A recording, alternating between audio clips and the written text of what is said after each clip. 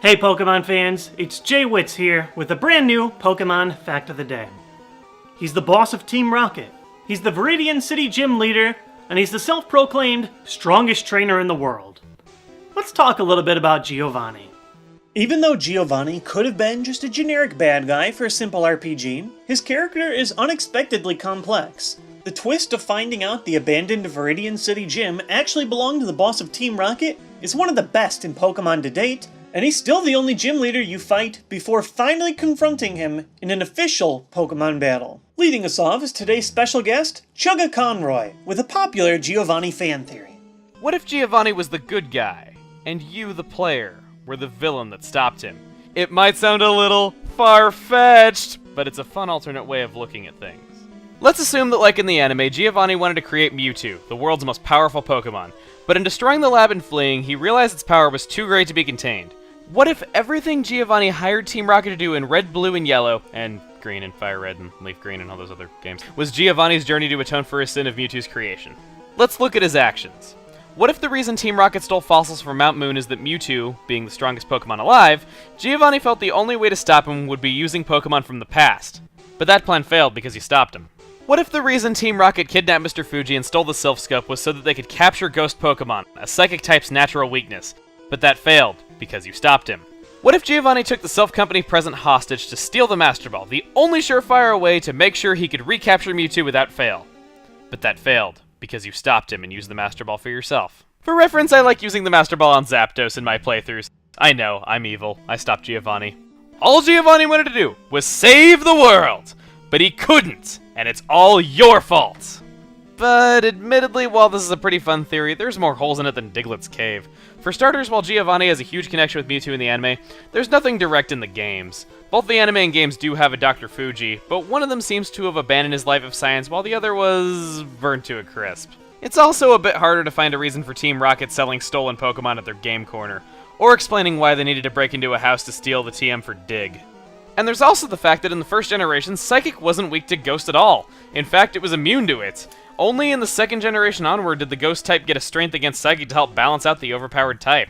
So maybe it isn't too feasible to assume that Giovanni was actually the good guy, but the fact still stands. We're still talking about a guy that used to be a huge part of the Pokemon League as a gym leader, so maybe there is still some good in him. It turns out that there's a deleted anime scene with Giovanni. In the anime, Meowth would often have boss fantasies, where he'd imagine how the Pokemon Team Rocket would capture could help the boss. This fantasy involves Giovanni in tight swimwear, covered in honey, and being licked by his loyal Pokemon companions. Yeah, I'm gonna just... Never gonna see Giovanni the same way now. Did you know that Giovanni is a father? In Pokemon Live, a ridiculous live-action musical, Giovanni was stated to have a previous relationship with Ash's mom. Delia? How good to see you again. You look lovely. Leave her alone! You and me back together. Imagine that. While the entire play is non-canon and based on the anime, it isn't too ridiculous to propose that Giovanni is Ash's father in the show. Pokemon Live is painful to listen to today, but a handful of the actors in it actually went on to become part of huge Broadway productions, like Wicked and Book of Mormon. You've gotta start somewhere, I guess. Prior to Heart Gold Soul Silver, it was a popular fan theory that Silver, your rival in the second generation, was actually Giovanni's son. Even as far back as the original Gold and Silver, fans liked to speculate. After all, how could a character who was known for stealing Pokemon hate Team Rocket so much? There was clearly a missing piece to the puzzle, and a falling out with Giovanni as his father seemed to be a possible solution. This theory looked to be pretty much acknowledged as canon in Fire Red Leaf Green, where a Fame Checker response revealed the following. Giovanni's kid has red hair.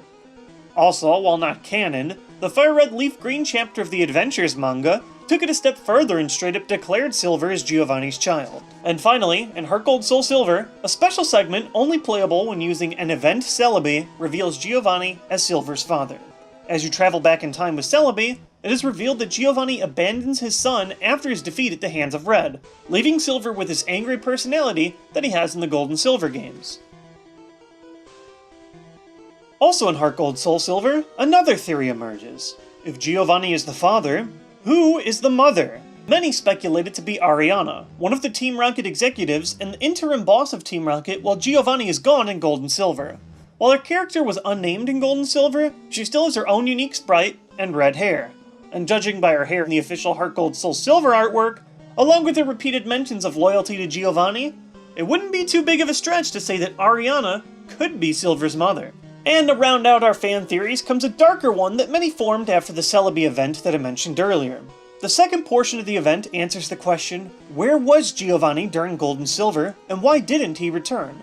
Here, you battle Giovanni at his hideout in Tojo Falls, and after defeating him, he exits the cave with a broken spirit. Some fans speculate that because Giovanni left right into the Tojo Falls waterfall, and because he had no Pokemon on his team with Surf, that the Rocket Boss committed suicide, never to return. Many argue that the sound you hear after Giovanni exits is his splash once he hits the water, before finally sinking to his doom.